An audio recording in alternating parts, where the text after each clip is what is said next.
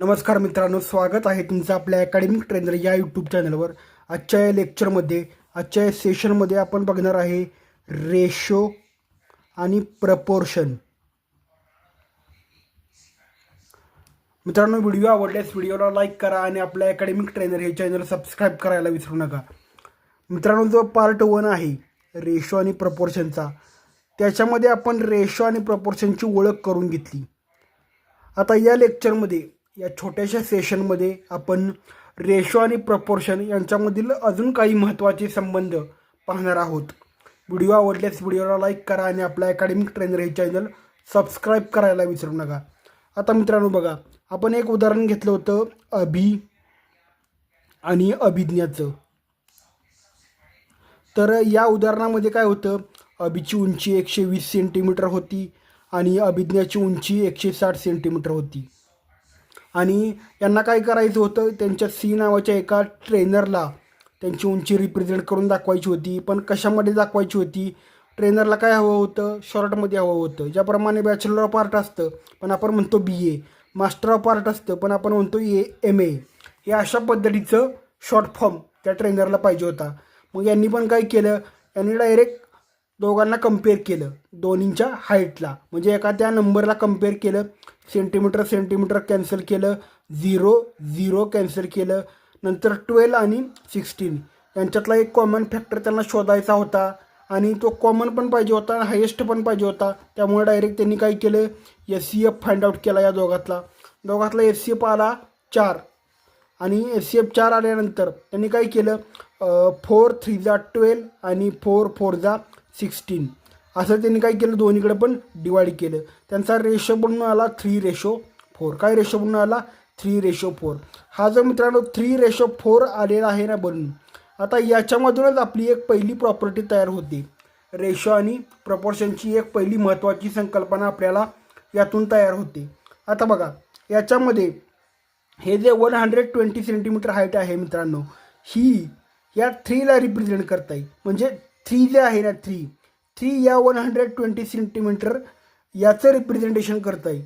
आणि हे जे 4 आहे ना, ते ह्या 160चं रिप्रेझेंटेशन करता येईल. 4 रिप्रेझेंट करतो 160ला आणि 3 रिप्रेझेंट करतो 120ला. हे अशा पद्धतीचं कॉम्बिनेशन असतं मित्रांनो रेशोमध्ये. आता बघा, रेशोची महत्त्वाची प्रॉपर्टी म्हणजे काय आहे बघा. आता या 3ला मी तुम्हाला काय सांगितलं अगोदर, की या 120ला 120ला रिप्रेझेंट करताय 3 आणि 160ला रिप्रेझेंट करताय 4. आता मित्रांनो, जर तुम्ही 3चे मल्टिपल खाली शोधत गेलात, सपोज 3 2 जा 6 केलं तुम्ही, 3 3 जा 9 केलं, किंवा याच्यामध्ये 4 2 जा 8 केलं, 4 3 जा 12 केलं ना, अशा पद्धतीनं जर तुम्ही खाली गेलात मल्टिपल याची शोधत गेलात, तर तुम्ही 120पर्यंत कुठेतरी पोचणार आहे.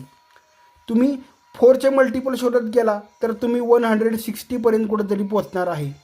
मग हा जो अर्थ आहे, अशा प्रकारचा अर्थ आहे रेशो आणि प्रपोर्शनचा. ही रेशो आणि प्रपोर्शनची एक महत्त्वाची कन्सेप्ट आहे मित्रांनो, ही लक्षात ठेवा. आता बघा, सेकंड वन, रेशो आणि प्रपोर्शनची कन्सेप्ट बघा. सपोज मी इथं लिहिलं 3:4, होय ना. वन्स अगेन मी लिहितो 3:4. तर 3:4 म्हणजे काय करतो, रेशो म्हणजे एक ॲक्च्युअल व्हॅल्यू नाही, ती कंपॅरिझन केलेली व्हॅल्यू आहे. आता बघा, 3:4ला मी असं पण लिहू शकतो 3/4, होय ना. 3/4 लिहू शकतो. आणि 3/4चे इक्विव्हॅलंट फ्रॅक्शन जर मी पाडले तर काय येतं बघा, 3 2 जा 4 2 जा जर केलं तर 3 2 जा 6 आणि 4 2 जा 8. आता हे 6/8 आहे ना, तेच इथं मी लिहिलं 6 आणि 8, 6:8. म्हणजे 3ला जर मी 2ने मल्टिप्लाय केलं, होय ना. इथं कसं आपल्याला फ्रॅक्शनला वर ज्यानं मल्टिप्लाय केलं आहे त्यानंच खाली मल्टिप्लाय करावं लागतं. अगदी त्या पद्धतीनंच मित्रांनो, आपण रेशो फाइंड आउट करत असताना जर आपण रेशोला मल्टिप्लाय केलं, एका रेशोला मल्टिप्लाय केलं 2नं, तर दुसऱ्या रेशोला पण आपल्याला 2नंच मल्टिप्लाय करावं लागतं. 2नंच मल्टिप्लाय करावं लागतं. दोघांना पण समान न्याय द्यावा लागतो. दोघंजण एका रिलेशनमध्ये असतात, त्याच्यामुळं काय असतं, ते दोघांना पण एकाच नॉन झिरो नंबरनं आपल्याला मल्टिप्लाय करावं लागतं.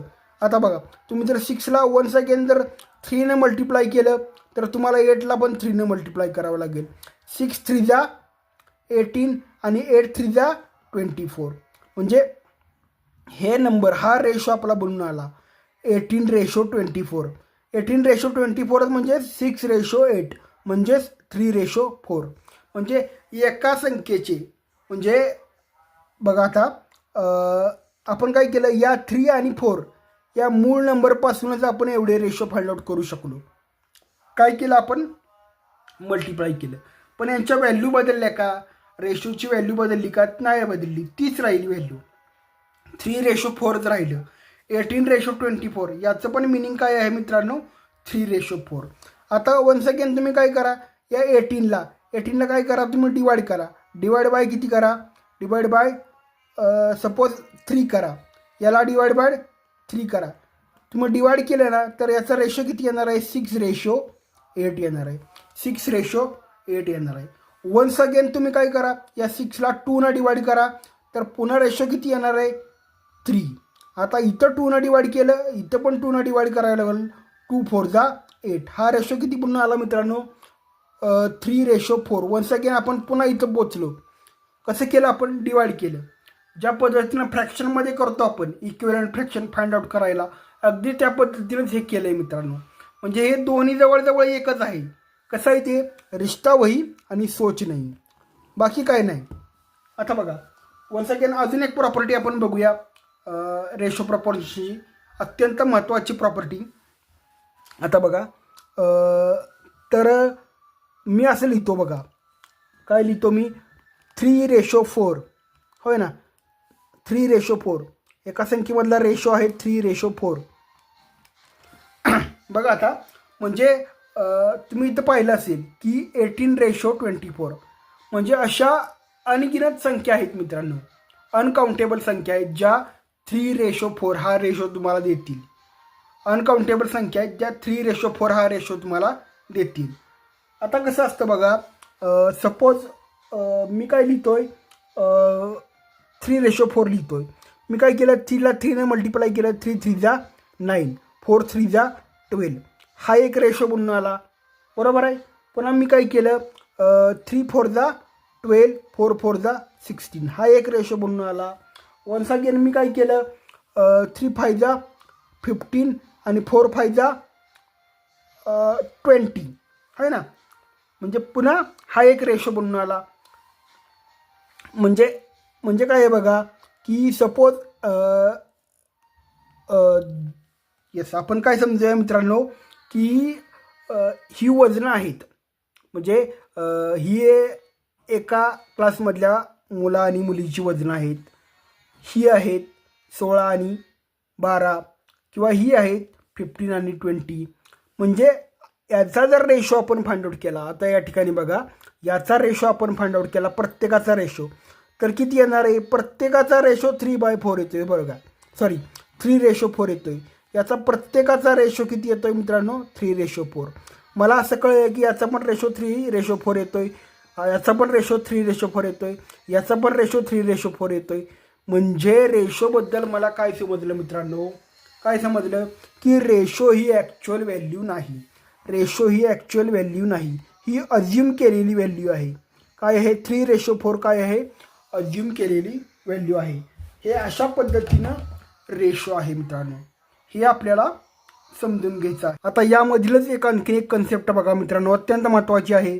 मी तुम्हाला सांगितलं 9:12 बघा, 12:16 आणि काय आहे 15:20. हे सगळे रेशो आहेत.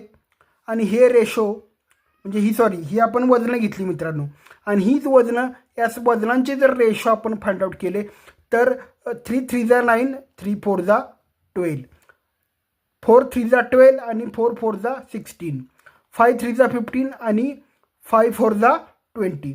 म्हणजे काय होतं, एवढे सगळे नंबर एकच रेशो रिप्रेझेंट करतायत, एकच रेशो. म्हणजे याच्यावरून आपल्याला काय समजलं, रेशो ही ॲक्च्युअल व्हॅल्यू नाही. आता त्याच्यामुळेच आपण मित्रांनो काय करतो, आपण एक्स वापरत असतो बघा, एक्स, होय ना, एक्सचा वापर आपण करत असतो.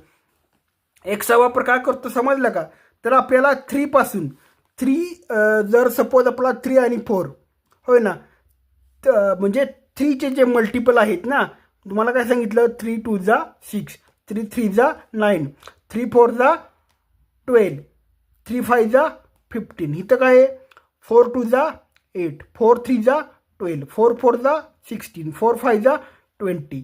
म्हणजे ह्या 3 जो एक्स आहे हा 3x जर आपण म्हणला तर या एक्सच्या ठिकाणी मित्रांनो 6 पण असू शकतो, 9 पण असू शकतो, 12 पण असू शकतो आणि 15 पण असू शकतो.